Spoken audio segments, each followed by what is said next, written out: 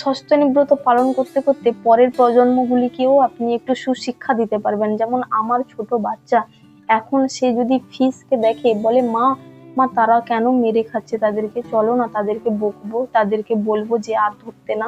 তাহলে সেই বাচ্চার মনের মধ্যে যদি আমি বলি, তাহলে সেই বাচ্চার মনের মধ্যে এত কষ্ট এত মায়া কি করে এলো? সে যদি নিত্যরূপে এইগুলিকে যদি আমরা গ্রহণ করতাম, তার মনের মধ্যে কি এত মায়া এত ভক্তি এত স্নেহ ভালোবাসা একটা মাছের প্রতি আসতো? তাহলে ভাবুন, একটা মাছের প্রতি যদি এত ভালোবাসা এত স্নেহ এত ভক্তি থাকে, তাহলে একটা মানুষের প্রতি তার কি থাকে? সবাইকে আমার আনন্দিত জয়গুরু। আমার থাম্বেল দেখে আপনারা অনেকেই বুঝে নিয়েছেন যে আমি আজকে সস্তনী ব্রত নিয়ে কথা বলবো, যা আমার জীবনে প্রতিমূর্ত হয়ে উঠেছে। যারা ঠাকুরকে নিয়ে ডিমোটিভেট হয়ে যাচ্ছেন, তাদেরকে একটা কথাই বলবো, ঠাকুর কোনো ব্যবসার জিনিস নয় যে অবনতি হলেই তাকে ছেড়ে দেব আর উন্নতি হলেই তাকে ধরে নেব। এখানে কথা হচ্ছে ভক্ত আর ভগবানের। ভক্ত এবং ভগবানের সম্পর্কটা যেন মিষ্টির হয়, স্নেহের হয়, ভালোবাসার হয়। তবেই দেখবেন ভালোবাসার মানুষটার জন্য অনেক কিছুই করতে ইচ্ছে করবে। তাই ভগবানের উদ্দেশ্যে আমরা যাই করে থাকি আমরা ভালোবেসে করে থাকি। তাই ভগবানকে আমরা ভালোবাসি বলে ভগবানের উদ্দেশ্যে আমরা অনেক কিছুই করি এবং অনেক কিছু ত্যাগ স্বীকারও করি। জীবনে জীবনে কি পেলাম এবং কি ছাড়লাম তার হিসেব না করে আমি ভগবানকে কতটা ভালোবাসতে পারছি এবং ভগবানের কতটা সেবায় লাগতে পারছি, এইটার হিসেব করে দেখুন। তাহলে দেখবেন মানব জীবন আপনার সার্থক হবে। ঠাকুর সস্তনী ব্রত পালন করতে বলেছেন এবং সস্তনী ব্রত পালন করলে আমাদের শরীর সুস্থ থাকে, আমাদের শরীর মন সত্তা পর্যন্ত শুদ্ধ হয়ে যায়। তাই ঠাকুর বলেছেন, তুমি তোমার শরীরকে শ্রী মন্দির হিসেবে যত্ন করো এবং মনটাকেও। শুধু শরীরকে যত্ন করলে হবে না, মনটাকেও যত্ন করতে হবে। কেননা সেই মনের মণিকোঠায় আমরা ঠাকুরের নাম করব, ঠাকুরকে বসাবো সেই মনের মণিকোঠায়। তাই আমাদের মন সত্তা শরীর সবই শুদ্ধ করা লাগে সস্তনীর মাধ্যমে। ঠাকুর বলেছে শরীর ভালো থাকে সুস্থ থাকে, নিরামিষ আহার করলে আমাদের শরীর ভালো থাকে। আমরা যদি আমাদের শরীরকে ভালোবাসি, আমরা যদি আমাদের শরীর সুস্থ রাখতে চাই, তাহলে আমরা সস্তনী ব্রত পালন করব এবং নিরামিষ খাবো। আচ্ছা, ঠাকুর বলেছে সস্তনী ব্রত পালন করলে শরীর ভালো থাকে, আমরা এই জন্যই পালন করি। কিন্তু আমি আমার নিজের বিবেক বোধ দিয়ে যদি একটু ভেবে দেখি, এই পৃথিবীতে সবাই বাঁচার জন্য এসছে, সবারই প্রাণ আছে। যাদেরকে আমরা হত্যা করে খাচ্ছি তাদেরও প্রাণ আছে। তাহলে একটু ভাবুন, যদি আমাকেও কেউ আমার হাত কেটে নেয় পা কেটে নেয়, আমাকেও যদি কেউ হত্যা করে, তাহলে আমার মনের ভেতরে কতটা কষ্ট হবে, কতটা ব্যথা জমবে। আমার শরীরে ব্যথা লাগলে যদি আমার আঘাত লাগে, তবে অন্যকে হত্যা করার বেলায় কি কষ্ট লাগে না? একটা ছোট পিঁপড়েকে মারলেও সে পালিয়ে যায় তার জীবন নিয়ে। একটা মাছকে যদি আমি ধরতে যাই, সেও পালিয়ে যাচ্ছে তার জীবন নিয়ে। সবার কাছে যে যার জীবন হচ্ছে প্রিয়। তাই সেই জীবনকে হত্যা করে আমি আমার জীবন বাঁচাতে যাব কেন? কারণ আমাদের হাতে তো আরো অপশন রয়েছে। আমাদের জীবন বাঁচানোর জন্য হাতে আমরা অপশন রয়েছে, তাও কেন আমরা প্রাণী হত্যা করে খাবো? এবং মাছ মাংস যারা নিত্য ছোটবেলা থেকেই যারা মাছ মাংস নিত্য রূপে আহার গ্রহণ করেন, তাদের ধীর বিষক্রিয়া রূপে কাজ করে এবং যৌন সম্বেগেও তার প্রভাব পড়ে। মাছ মাংস খেলে আমাদের শরীরে কি বিক্রিয়া হতে পারে?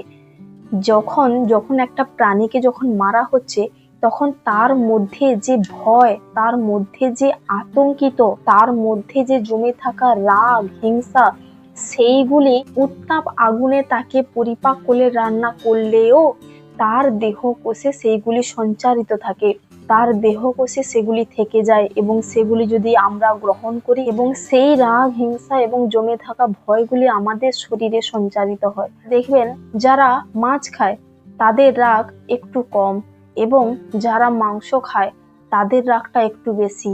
এবং যারা বড় বড় প্রাণী মেরে খায়, যেমন গোস মাংস, শূকর এবং উট মাংস, এই ধরনের বড় বড় প্রাণী মেরে যারা খায় তাদের রাগ হিংসা প্রবল। কেননা তারা হচ্ছে বড় প্রাণী, তাদের অনুভব করার ক্ষমতা বেশি, তারা ডাকতে পারে, তারা চিৎকার করতে পারে, তাদের অনুভব করার ক্ষমতা বেশি রয়েছে। এবং এই জন্যই যারা গোস মাংস গ্রহণ করে, যারা শূকর মাংস, এই ধরনের বড় বড় প্রাণীকে মেরে যারা খায়, তাদের রাগ হিংসা কিন্তু প্রবল। তাই ঠাকুর আমাদের বলেছেন নিরামিষ আহার গ্রহণ করতে। নিরামিষ আহার গ্রহণ করলে আমাদের রাগ হিংসা কম থাকে, আমাদের রাগ হিংসা কমে যায়, এবং আমাদের মধ্যে যে ষড় রিপুকে আমরা কন্ট্রোল করতে পারি। আমরা নিরামিষ গ্রহণ করলে আমাদের মধ্যে যে ষড় রিপু রয়েছে, কাম, ক্রোধ, মোহ, লোভ, মদ, মাৎসর্য, এই ষড় রিপুকে আমরা কন্ট্রোল করতে পারি। অনেকে বলেন আমার মন চাইছে আমি খাচ্ছি, কিন্তু এই মনকেই তো কন্ট্রোল করে। আমরা নিরামিষের মধ্য দিয়ে, সস্তনী ব্রত পালন করার মধ্য দিয়ে আমরা মনকে কন্ট্রোল করি।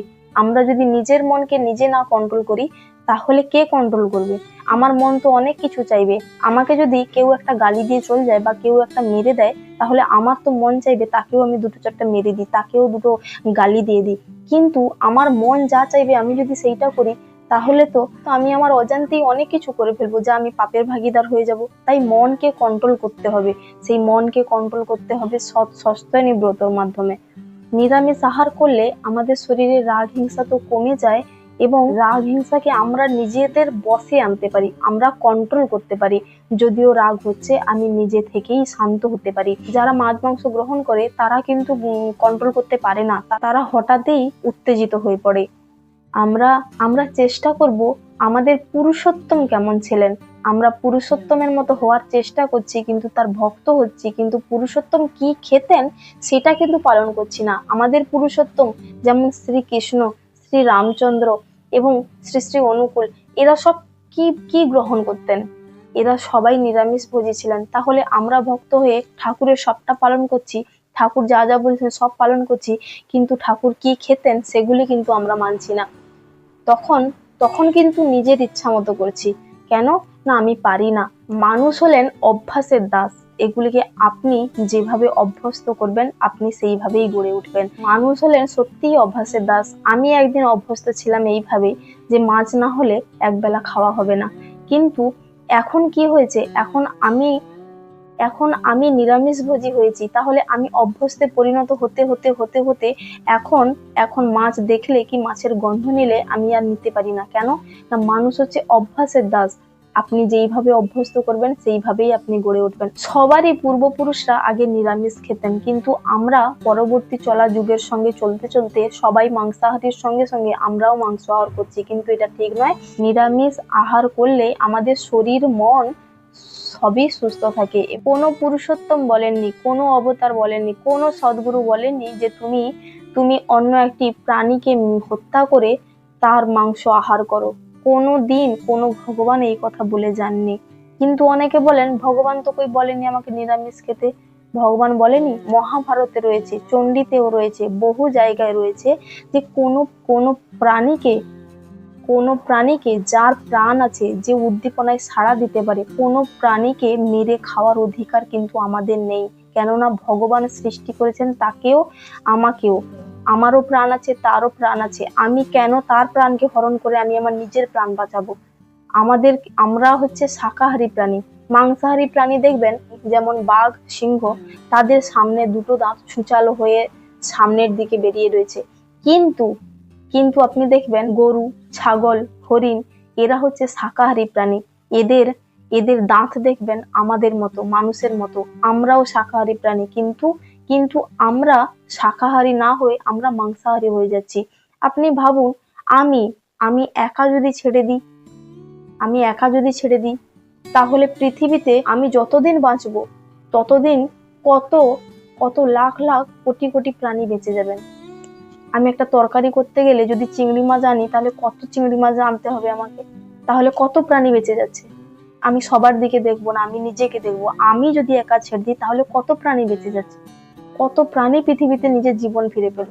এইভাবে যদি আমি ছাড়ি, আমাকে দেখা দেখি যদি আরো 5টা লোক ছাড়ে, তাহলে ভাবুন পৃথিবীতে কত প্রাণ এইরকম বেঁচে যাবে। যেগুলি ভগবানের সৃষ্টি। এখনো অনেক প্রাণ পৃথিবীর বুকে লুপ্ত হয়ে যাচ্ছে। কচ্ছপকে আর দেখাই যায় না, কিন্তু একটা জায়গায় কচ্ছপকে কুর্ম দেবতা হিসেবে পূজা করা হয়, কিন্তু আমাদের এখানে কচ্ছপকে ধরে মেরে খাওয়া হয়। তাহলে ভাবুন তাহলে ভাবুন কচ্ছপটা বিলুপ্ত হয়ে যাচ্ছে কেন?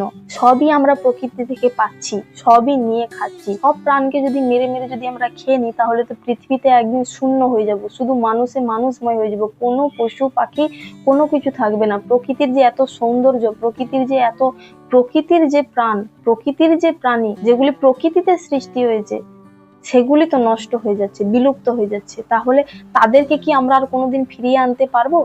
তাদেরকে আর কোনোদিন ফিরিয়ে আনতে পারবো না। আমাদের কোনো অধিকার নেই একটি প্রাণীর প্রাণকে কেড়ে নেওয়ার। সেও পৃথিবীর বুকে বাঁচতে এসছে, আমিও পৃথিবীর বুকে বাঁচার জন্য এসছি। তাহলে আমি কেন তার প্রাণকে হরণ করব? নিরামিষ খেলে রোগ শোক মুক্ত হওয়া যায়, এবং আমরা যে ডাক্তারের পেছনে হাজার হাজার লাখ লাখ টাকা দিয়ে দিচ্ছি, সেটা কিন্তু আমাদের বেঁচে যাবে। কি করে বেঁচে যাবে? নিরামিষ খেলে আমাদের শরীরে পেটের গন্ডগোল হবে না, লিভারের গন্ডগোল হবে না, লিভার সতেজ থাকবে, এবং আমাদের হৃৎপিণ্ডও সতেজ থাকবে। আমাদের ফুসফুস, আমাদের দেহ অংশে যা যা রয়েছে সবই সুস্থ থাকবে নিরামিষ আহার মধ্য দিয়ে। ঠাকুর বলছে যে যদি নিত্যরূপে, ছোটবেলা থেকে নিত্যরূপে যদি আমরা মাংস আহার করি বা প্রাণীকে হত্যা করে যদি আমরা খাই, তাহলে আমাদের যৌন সম্বেগেও অস্বাভাবিক প্রভাব পড়ে থাকে। আমাদের শরীরে যে কোলেস্ট্রল জমে, কোলেস্ট্রল কোথা থেকে জমে? তৈলাক্ত খাওয়া থেকে। এবং তৈলাক্ত খাওয়ার হচ্ছেন এই মাংসাহার তৈলাক্ত জিনিস তো আর কিছু হয় না। তাই আমাদের শরীরে কোলেস্ট্রল জমতে জমতে জমতে জমতে আমরা একদিন বন্ধ্যাত্ব সৃষ্টি হয়ে যায়, এবং অনেকে মা হতে পারেন না, অনেকে মা হওয়ার সুখ থেকে বঞ্চিত হন। এটি বৈজ্ঞানিকভাবে প্রমাণিত যে অতিরিক্ত মাংস আহার করলে বন্ধ্যত্বের সৃষ্টি হয়। এখন তো মানুষের এত মাংসের চাহিদা বেড়ে গেছে, এখন পোল্ট্রিতে আর প্রাণী থাকছে না। যারা পোল্ট্রি ফার্ম করেন, তারা 3 মাসের মধ্যে কি করে অতিরিক্ত ওজন প্রাপ্ত প্রাণী বের করে দিচ্ছেন। তাদের শরীরে ভ্যাকসিনের প্রয়োগ হচ্ছে, তাদের শরীরে বহুমাত্রা ইনজেকশনের প্রয়োগ করে তাদেরকে ফুলিয়ে তাদেরকে মানুষের জন্য বিষ তৈরি করে দিচ্ছেন, এবং সেই বিষ কিনে খাচ্ছেন আপনারা। আপনাদের শরীরে যেসব রোগগুলি হচ্ছে, সেই সব রোগ আপনি নিজে হস্তে কিনে নিয়ে আসছেন বাজার থেকে। আপনি নিজের শরীরে প্রয়োগ করছেন, আপনি নিজে ডাক্তারের কাছে যাওয়ার জন্য প্রস্তুত হচ্ছেন। তাই নিরামিষ আহার করলে আমাদের শরীরে বহু উপকার। আমরা তো আমাদের এই শরীরের জন্যই তো সবকিছু কর্ম করা, আমাদের ভালো থাকা, আমাদের সবই আমাদের এই শরীরের জন্য। তাহলে আমরা যদি শরীরকে না ভালোবাসি, তাহলে কাকে ভালোবাসবো? ঠাকুর বলছে তুমি শ্রী মন্দির হিসেবে শরীরকে যত্ন করো, এবং নিরামিষ আহার গ্রহণ করলে আমাদের শরীর মন সবই ভালো থাকে। তাহলে আমরা কেন নিরামিষ আহার করব না? আমরা যা খেয়েছি, আমরা যদি এখন এসে যদি বুঝতে পারি, আমরা যদি ছেড়ে দিই, তাহলে আমাদের পরের প্রজন্মগুলিকে তো আমরা ঠিক করতে পারবো, ঠিক চালনা করতে পারবো। তাই প্রত্যেককে বলছি, আপনারা নিরামিষ আহার করুন। আপনাদের আগের শরীর এবং পরের শরীর আপনারা নিজেই অনুভব করতে পারবেন। আমি নিত্যরূপে আমিষ আহার করতাম, এবং তখন আমি খুবই রোগা ছিলাম, এবং আমার শরীরে ভরি ভরি রোগের কমতি নেই। আজ এই কাল সেই, এরকম করতে করতে রোগে ভরে থাকতাম। কিন্তু সত্যি বলছি, যবে থেকে নিরামিষ খাওয়া স্টার্ট করেছি আমার স্বামীর সঙ্গে, আমার শরীরে রোগের ছায়া টোটালি রোগ নেই, রোগ শোক টোটালি বন্ধ। এবং আমি শরীরের দিক থেকে আগের থেকে অনেকটা উন্নত, এবং আমাদের শরীর মন সবই ভালো থাকে। আমি তা নিজে অনুভব করেছি, তাই আমি আপনাদের সঙ্গে বলছি নিরামিষ আহার করুন, দেখবেন আপনার পার্থক্যটা আপনি নিজেই অনুভব করতে পারবেন। আমি বহু কষ্ট করে সত্যেন ব্রত পালন করেছি। আমার বাড়িতে সবাই আমিষ আহার করত, আমি এবং আমার হাজবেন্ড দুজনেই নিরামিষ আহার করতাম। সে দিনের শুরুতে অফিস চলে যেত এবং সন্ধ্যার সময় বাড়ি আসতো। সারাদিন আমি এবং বাড়িতে যখন সবাই আমিষ আহার করতো, তখন আমি ভাবতাম কখন তাদের খাওয়ারের আগে আমার খাওয়া দাওয়াটা শেষ করে নেওয়া যায়। আমি সেই সুযোগে থাকতাম, কেননা আমিও তো একদিন এইগুলিকে নিত্য রূপে আমি গ্রহণ করেছি। তাই আমি চাই না আর ওই দিকে আমার মনটা আকৃষ্ট হোক। তাই তাদের খাওয়ার আগেই আমি খেয়ে নিতাম এবং তারা যেখানে থাকতো সেখান থেকে আমি খুবই দূরে দূরে থাকতাম। এবং এইরকম থাকতে থাকতে যখন আমার অভ্যস্তে পরিণত হয়ে গেল, এখন আর আমার কষ্ট হয় না, আর আমার মনেই হয় না কেউ আমিষ জাতীয় খাবার খেলে আমি তার গন্ধটাও এখন নিতে পারি না। কেন? কেননা আমরা মানুষরা অভ্যাসের দাস। এমন অভ্যস্ত হয়ে গেছি, আজ আজ 2 বছর খাওয়া দাওয়া করিনি, আজ 2 বছর, তাহলে তাহলে ভাবুন 20 বছর আমি আমিষ আহার করেছি, 2 বছর নিরামিষ আহার করছি, তাহলে আমি 20 বছরের আমিষ আহারের কেন গন্ধটা নিতে পারছি না? তাহলে আমি 2 বছর অভ্যস্ত করেছি, তাই আমি এখন সেই আমিষের গন্ধটাও নিতে পারি না। এবং মার্কেটে গেলে যে মাছের যে গন্ধ আসে সেই গন্ধটাও আমি নিতে পারি না। কেন? কেননা এমনটা অভ্যস্ত হয়ে গেছে। তাই আপনারাও অভ্যস্ত করুন। ভাবুন নিজের জন্য কত প্রাণী বেঁচে যাবে, কত কত প্রাণীকে আপনি প্রাণ দান করলেন এবং কত পুণ্য কাজ করবেন আপনি। তাই সবাইকে বলবো সস্তনী ব্রত পালন করুন। আমি আমি বিয়ের পর থেকে দেখলাম না যে আমার স্বামীকে একদিনও ডাক্তারের কাছে যেতে। টুকিটাকি ঠান্ডা লাগালাগি এটা তো প্রত্যেক বাড়িতেই থাকে, কিন্তু বড় বড় রোগ শোক যাদের আমাদের শরীরের মধ্যে, যারা লিভারের গন্ডগোল বা পেট সংক্রান্ত, আমাদের সবই তো যাচ্ছে পেটের মধ্যে, পেট সংক্রান্ত কোনো বড় বড় রোগ শোক আমি দেখলাম না এবং ডাক্তারের কাছে কোনোদিন যেতেও দেখিনি। টুকিটাকি ঠান্ডা লাগে ওটা বাড়িতেই সেরে যায়, আমাদের ঘরোয়া ট্রিটমেন্ট করলেই ওটা ঠিক হয়ে যায়। এবং আমাদের ডাক্তারের কাছে হাজার হাজার টাকা পয়সা খরচ করার কোনো প্রয়োজন নেই, যদি যদি আপনি নিজে সংযম হয়ে যান, যদি আপনি নিজে ঠিক হয়ে যান এবং ছাড়তে কষ্ট হলেও মনকে কন্ট্রোল করে কিছুদিন যদি আমরা নিত্যরূপে অভ্যস্ত করি, পরে পরে পরে পরে কিন্তু সেটি কন্ট্রোল হয়ে যাবে। অনেকে বলেন আমার পরিবারে আমি একা খাবো কি করে, আর সবাই তো খায়। আমার পরিবারের সবাই খায়, শুধুমাত্র আমার স্বামী আর আমি। আমার স্বামী সারাদিন অফিসে চলে যেত, আমি সারাদিন বাড়িতে একা। আমার আমার 2 হাত দূরে সবাই খেত, আমি কোনো রকমে একটু খেয়ে দিয়ে পালিয়ে আসতাম। কোনো সময় যদি তারা আগে খেয়ে নিত, আমি বিকাল হয়ে গেলেও তারা খাওয়া দাওয়া শেষ করার পরে আমি খেতাম। কেননা আমি জানি একই পরিবারে থেকে একজন নিরামিষ খাওয়া এবং আর অন্যরা আমিষ খাওয়া অনেকটা কষ্টকর, কিন্তু ঠাকুরকে যদি ভালোবেসে যদি আমরা করতে পারি, তাহলে দেখবেন ঠাকুর আপনার পাশে রয়েছে, ঠাকুর আপনাকে সাহায্য করবে। ঠাকুর তো নিজে বলেছে সস্তনী ব্রত যে পালন করে সে উন্নতিতে চড়ে। তাহলে আপনি ভাবুন, আপনার উন্নতির জন্য যদি সস্তনী ব্রত পালন করতে হয়, তাহলে তাহলে আপনি সস্তনী ব্রত পালন করবেন না কেন? আপনার উন্নতি, সব দিক দিয়ে উন্নতি, আপনার টাকা বেঁচে যাবে, আপনাকে ডাক্তারের কাছে যেতে হবে না, আপনার শরীর মন সব শুদ্ধ হয়ে যাবে। যত ঠাকুরের পুজো করো, যত ঠাকুরের ব্রত করো না কেন, সব থেকে বড় ব্রত হচ্ছে সস্তনী ব্রত। এই সস্তনী ব্রত যখন তুমি পালন করবে, সব ঠাকুরের কাছে তুমি গ্রহণযোগ্য হয়ে যাবে। কেননা যারা মাংসাহারী তারা কিন্তু আগের দিন উপোস করে বা আতপ চালের ভাত খায়। যারা সস্তনী ব্রত করে তাদের এত নিয়ম করা লাগে না, তারা সব থেকে মহান ব্রত পালন করে, তারা কোনো প্রাণীকে হত্যা করে খায় না। এটাই হচ্ছে সব থেকে মহান ব্রত। সস্তনী ব্রত পালন করতে করতে পরের প্রজন্মগুলিকেও আপনি একটু সুশিক্ষা দিতে পারবেন। যেমন আমার ছোট বাচ্চা, এখন সে যদি ফিশকে দেখে বলে মা মা তারা কেন মেরে খাচ্ছে তাদেরকে, চলো না তাদেরকে বকবো, তাদেরকে বলবো যে আর ধরতে না। তাহলে সেই বাচ্চার মনের মধ্যে যদি আমি বলি, তাহলে সেই বাচ্চার মনের মধ্যে এত কষ্ট এত মায়া কি করে এলো? সে যদি নিত্যরূপে এইগুলিকে যদি আমরা গ্রহণ করতাম, তার মনের মধ্যে কি এত মায়া, এত ভক্তি, এত স্নেহ ভালোবাসা একটা মাছের প্রতি আসতো?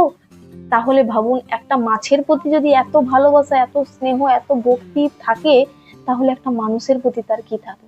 তো নিজের কথা ভাবুন, নিজে পালন করুন এবং নিজের প্রজন্মগুলিকে ঠিক করুন এবং সস্তনী ব্রত পালন করুন। দেখবেন নিজের পার্থক্যটা নিজেই বুঝতে পারবেন সব দিক দিয়ে। ঠাকুরের যে পঞ্চনীতি রয়েছে, যজন যাজন ইষ্টভৃতি সস্তয়নে সদাচার, এই পঞ্চনীতি যে পালন করবে সে তার নিজের ভবিষ্যৎ নিজে দেখতে পারবে, নিজের উন্নতিতে চড়ার পথ তার পরিষ্কার হয়ে যাবে, সে নিজের পার্থক্যটা নিজে বুঝতে পারবে। আমি নিজের পার্থক্য নিজে বুঝতে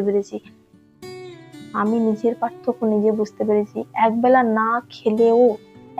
না খেতে হলেও না খাবো, কিন্তু যেখানে পরিশুদ্ধতার সঙ্গে আমরা নিরামিষ খাওয়া না পেতাম, আমরা কোথাও কিন্তু খেতাম না। এখনো পর্যন্ত বাইরে যেখানেই যাই, কোথাও কিন্তু খাওয়া দাওয়া করি না, বাড়িতে এসেই খাই। কেননা আমরা হচ্ছে সস্তনী ব্রত, যেটি আমাদের মহান ব্রত আমরা পালন করি, তাই সেটিকে প্রাণপণে হলেও চেষ্টা করব সেই ব্রতের যাতে আমরা উল্লঙ্ঘন না করি। তাই সবাইকে বলবো সস্তনী ব্রত পালন করুন এবং নিজে বাঁচুন, অপরকে বাঁচার সুযোগ করে দিন, তা মানুষ হোক আর প্রাণী হোক। তাই সবাইকে আনন্দিত জয়গুরু। আসবো আবার নতুন এক কোনো টপিক নিয়ে, কোনো ভিডিও নিয়ে। ততক্ষণ সবাই ভালো থাকুন, সুস্থ থাকুন। পরম পিতার কাছে সবার মঙ্গল কামনা প্রার্থনা করি। সবাইকে আনন্দিত জয়গুরু।